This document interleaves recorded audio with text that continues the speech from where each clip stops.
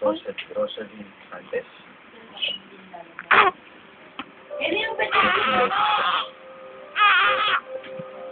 Sabi mo pangalan niya tayo. Yeah.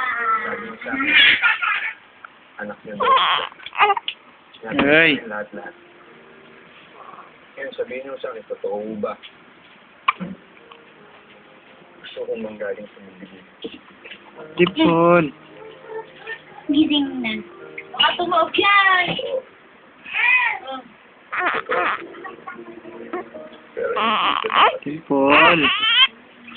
tatangan mga bata. Iba yung buhay namin. Tipon. Pamilya niya eh.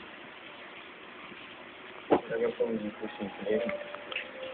Tapos, ay ito. Nasa pa ko sa kung maaari sa amin.